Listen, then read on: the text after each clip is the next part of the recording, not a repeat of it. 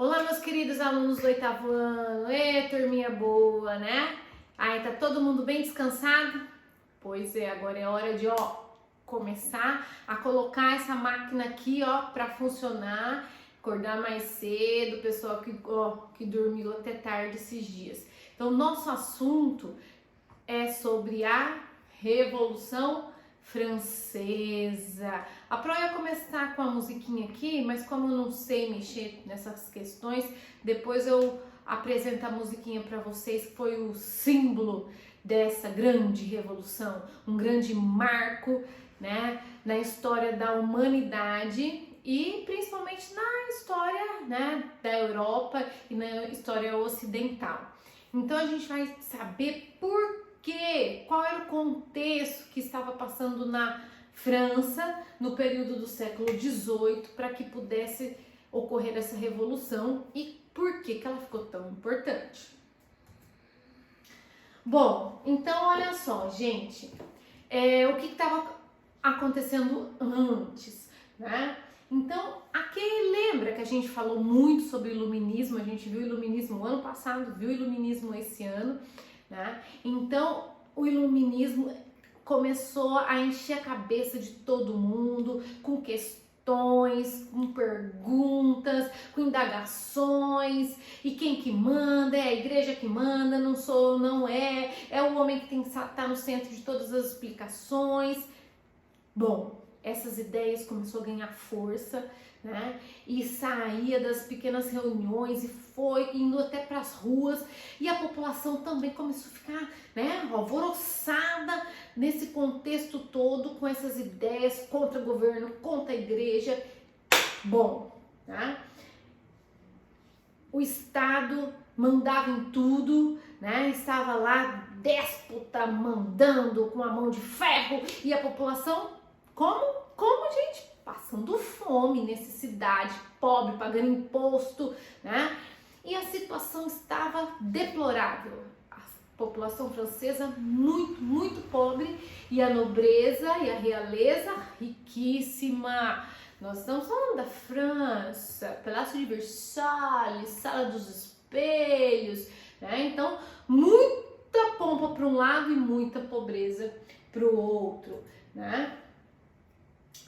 Essa população não ficou de mãos cruzadas, foi para as ruas para lutar pelos seus direitos, né, para quebrar tudo isso, essas amarras que os prendiam, e foi. E aí que começa esse processo todo aqui, né? Então, a população muito pobre. Como que a burguesia estava nesse contexto todo?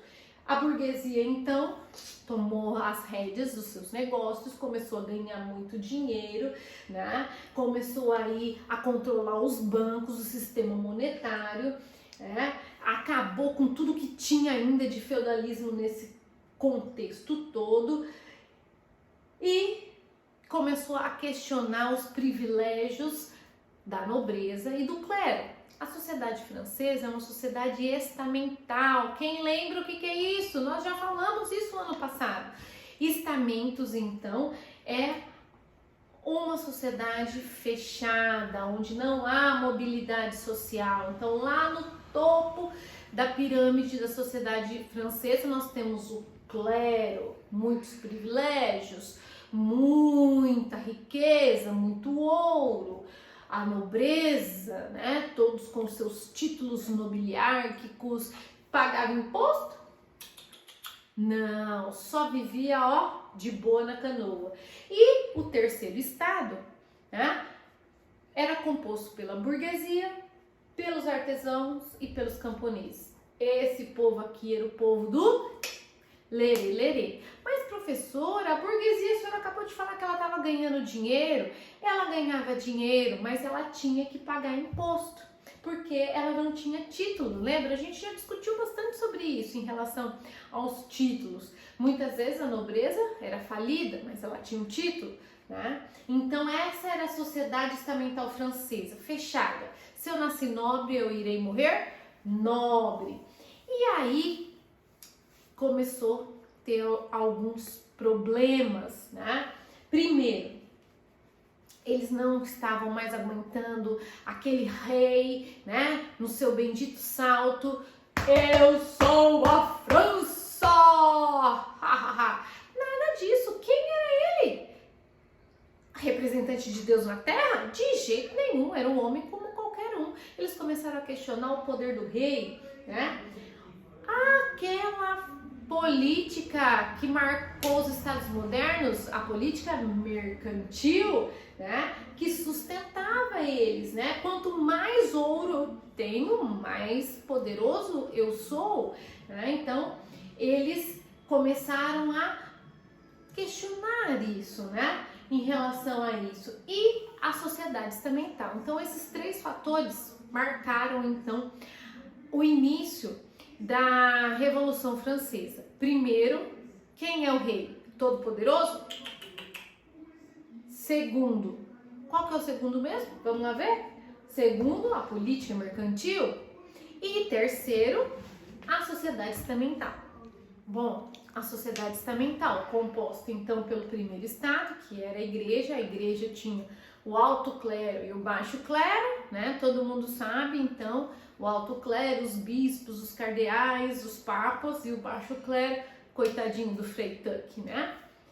Segundo estado, a nobreza, e o terceiro estado, então, era composto pela alta burguesia, que eram aquelas pessoas que tinham muito dinheiro, banqueiros, né, pessoas que eram donos da indústria, do comércio, a média burguesia, que eram funcionários públicos, médicos, profissionais liberais, e a pequena burguesia, que eram os artesãos, os pequenos comerciantes e, é claro, o chão aqui de toda essa pirâmide, né, trabalhadores urbanos, camponeses, desempregados e subempregados, porque tinha gente passando muita fome nesse período todo. A gente precisa frisar isso, a professora fala isso 2 vezes, porque isso daqui ficou marcado a organização social e política da França nesse período.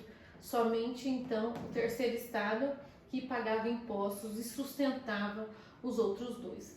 E por fim, então, a gente tem o último aspecto importante, é a questão da crise econômica e financeira que a França passava nesse período. A França vinha de muitas guerras, né? E além de tudo isso, tinha perdido alguns territórios, né, da onde que ela podia retirar matéria-prima. No processo de independência dos Estados Unidos, como nós vimos, a França ajuda, né, os Estados Unidos nesse processo contra a Inglaterra, e isso também gastou bastante, né? E além de tudo isso, ainda assinou um tratado comercial com a Inglaterra, onde se viu a arca inimiga dela, né? Aonde que a Inglaterra vendia vinho e comprava os produtos manufaturados franceses. O que aconteceu? A indústria francesa faliu, né? Além de tudo isso, houve crise na agricultura, né?